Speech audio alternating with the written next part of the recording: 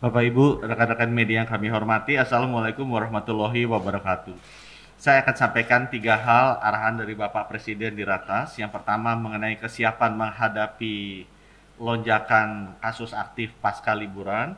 Yang kedua mengenai program vaksinasi. Dan yang ketiga mengenai pekerjaan yang harus kita lakukan di sisi hulu untuk mencegah kenaikan dari kasus aktif secara terus-menerus.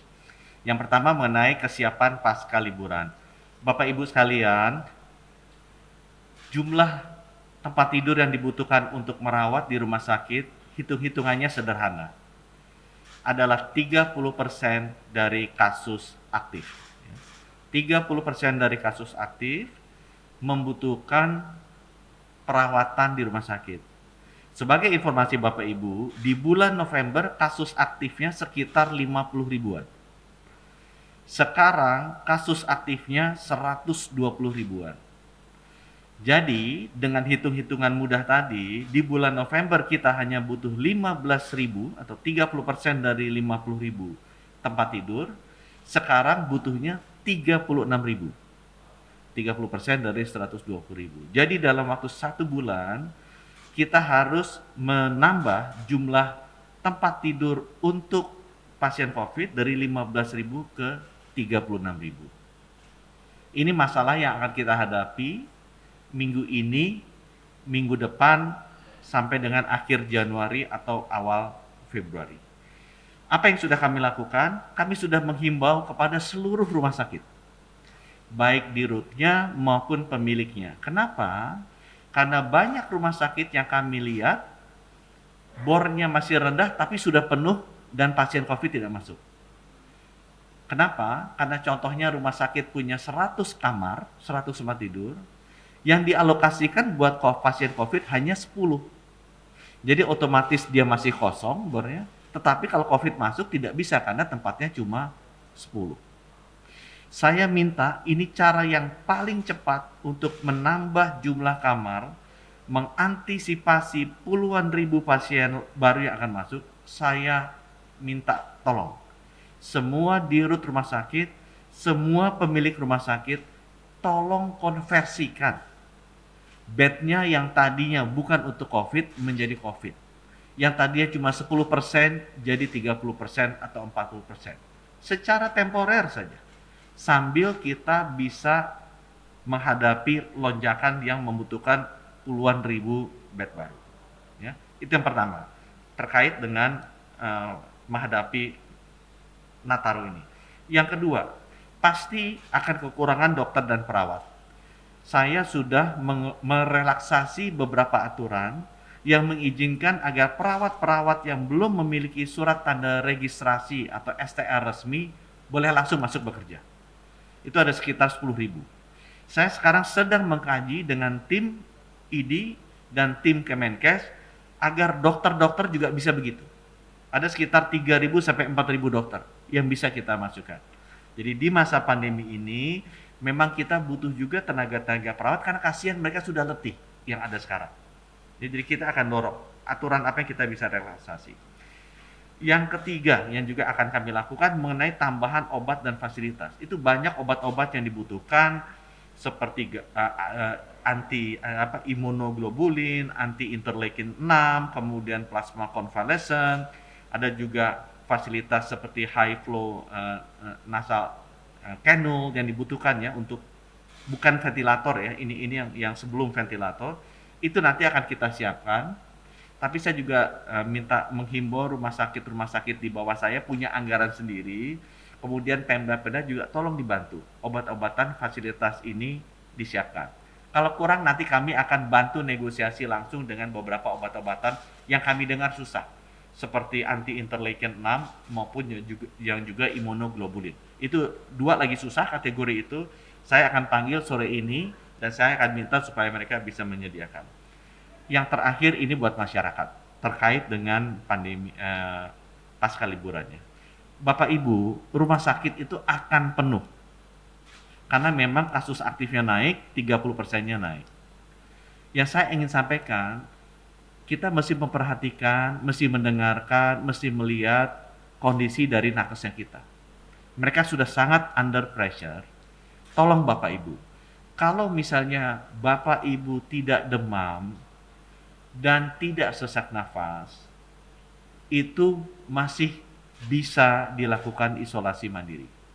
Kalau Bapak Ibu punya rumah sendiri, punya kamar sendiri, lakukan di rumah dan di kamar. Kalau Bapak Ibu tidak punya atau terlalu sesak rumahnya, kami nanti akan menghimbau seluruh gubernur, kepala daerah, agar membuat tempat-tempat isolasi, seperti Wisma Atlet, Wisma Haji, asrama, dan lain sebagainya. Atau mungkin hotel-hotel juga baik.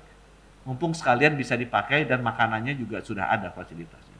Jadi tolong Bapak Ibu yang masih tidak demam, tidak sesak napas, tapi dites positif, Bapak Ibu tuh masih bisa melakukan isolasi mandiri. Nanti kami akan bikin mekanismenya di mana tetap dimonitor oleh dokter-dokter baik melalui telepon langsung maupun telemedicine. Tapi itu untuk mengurangi beban ke rumah sakit, biarkan teman-teman kita, saudara kita yang berat, itu yang dihandle di sana. Itu yang di sana. Yang kedua mengenai vaksinasi. Insya Allah Bapak Ibu, kita akan mulai di hari Rabu dan akan dimulai oleh Bapak Presiden.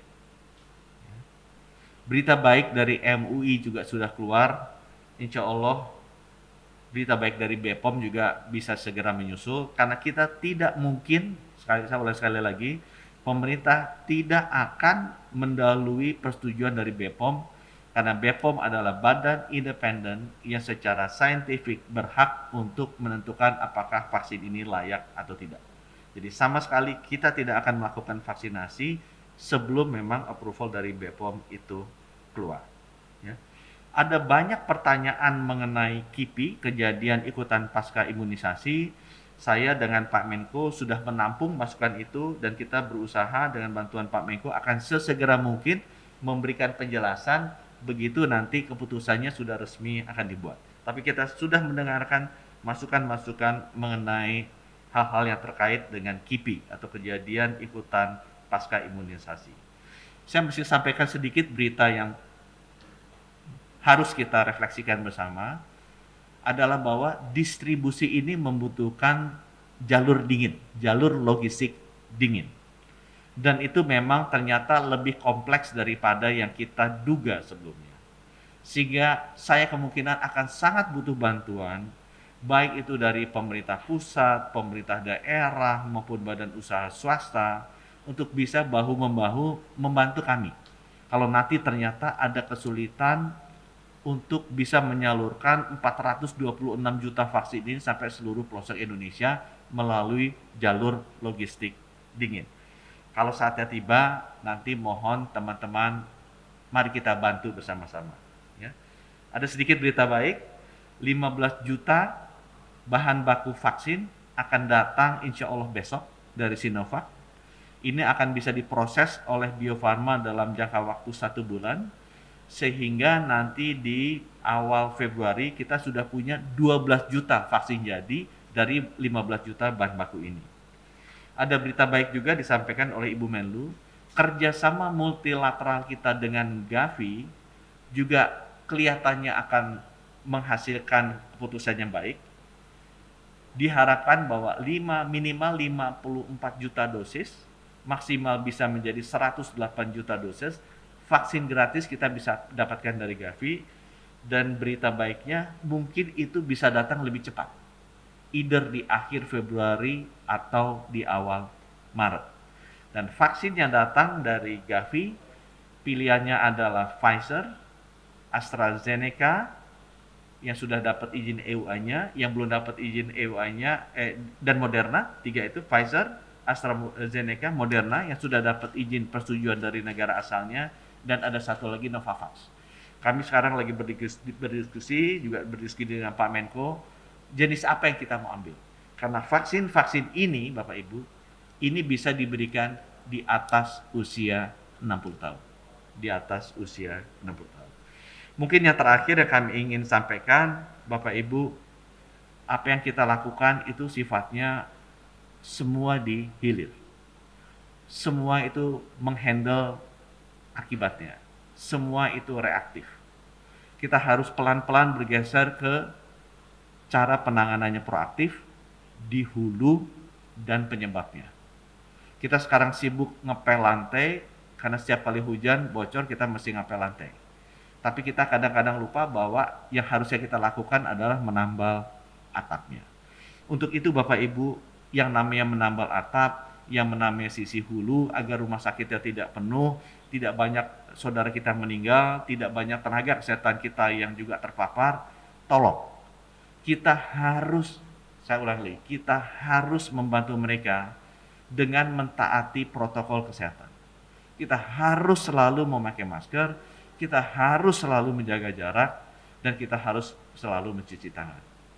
Bapak Ibu, kalau kita lihat banyak video yang berkeliaran menunjukkan bahwa orang sudah lupa 3 hal ini penting.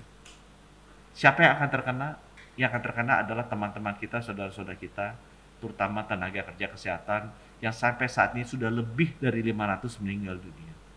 Tolong Bapak Ibu, sekali lagi saya minta tolong, patuhi protokol kesehatan, pakai masker, jaga jarak, cuci tangan, dan jangan berkerumun. Jangan berkerumun.